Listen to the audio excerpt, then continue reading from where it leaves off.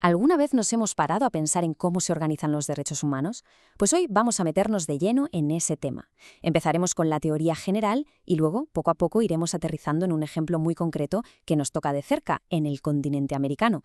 A ver, empecemos con una pregunta que parece sencilla. ¿Son todos los derechos humanos iguales? A primera vista uno diría que sí, claro, pero la realidad es mucho más interesante, y es justo esa pregunta la que nos abre la puerta a por qué es tan necesario clasificarlos.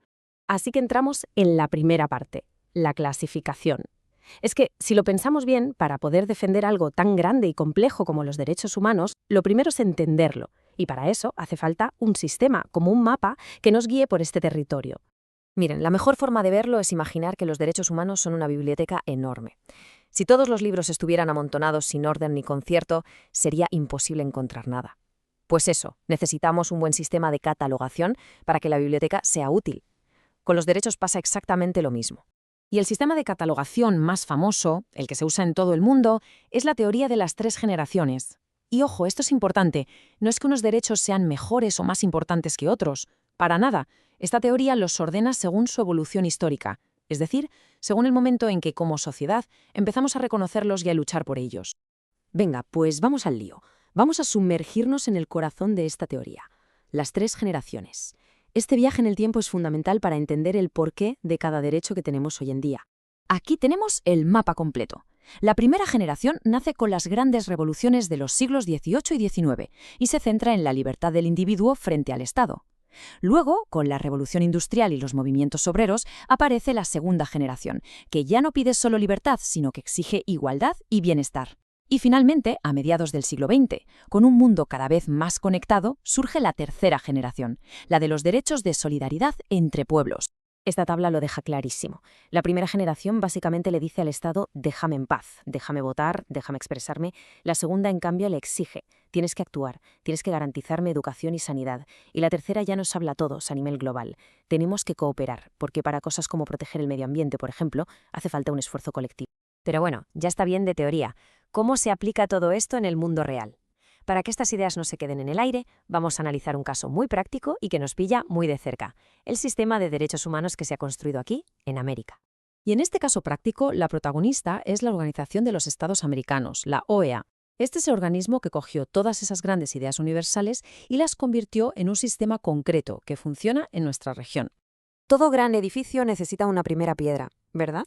Pues en el caso americano, ese pilar fundamental fue la Declaración Americana, un documento que, de verdad, marcó un antes y un después.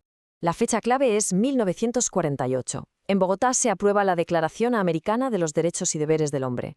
Hay que pensar en el momento histórico. El mundo acababa de salir de la Segunda Guerra Mundial y había una necesidad tremenda, global, de poner por escrito las bases de la dignidad humana. Y aquí viene un dato que es alucinante. Esta declaración fue el primer instrumento internacional de derechos humanos de carácter general. Se adelantó unos meses a la famosísima Declaración Universal de las Naciones Unidas. Fue un documento pionero que abrió el camino para todo el continente. Y si le echamos un ojo a los derechos que recoge, vemos nuestra teoría en acción. Por un lado, derechos de primera generación clarísimos, como la libertad de expresión. Y por otro, también de segunda, como el derecho a la educación. Aquí es donde vemos cómo la teoría y la práctica se dan la mano. Pero claro, una declaración, por muy importante que sea, no deja de ser una lista de buenas intenciones. Faltaba un paso más, darle fuerza legal, darle dientes. Y ahí es donde entra en juego la Convención Americana, que lo cambió absolutamente todo.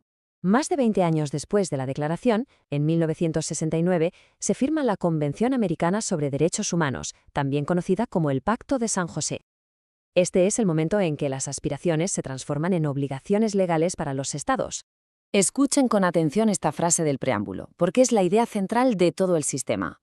Lo que nos dice es que los derechos no son un regalo que nos hace un estado por ser sus ciudadanos. No, los tenemos por el simple hecho de ser personas. Son parte de lo que somos. Aquí está la diferencia fundamental. La Declaración del 48 era eso, una declaración de principios, una aspiración. Pero la Convención del 69, eso ya es otra cosa. Es un tratado vinculante. Y lo más importante, no solo lista los derechos, sino que crea los organismos para poder exigirlos. Y esos organismos son dos. Primero, la Comisión Interamericana, que investiga y recomienda, y segundo, la Corte Interamericana, que es un tribunal de verdad con sentencias que son obligatorias para los estados que han aceptado su competencia. Y con esto cerramos el círculo. Hemos visto cómo una idea teórica, la de clasificar los derechos en generaciones, se ha acabado convirtiendo en un sistema legal real, tangible, que a día de hoy protege a millones de personas en todo el continente. Un viaje increíble, desde la idea hasta la protección real. Y para terminar, una pregunta para reflexionar. Con los nuevos retos que tenemos encima de la mesa, como la inteligencia artificial, la neurotecnología, el cambio climático, ¿estaremos a las puertas del nacimiento de una cuarta generación de derechos? La historia, como vemos, sigue escribiéndose. La pregunta queda en el aire.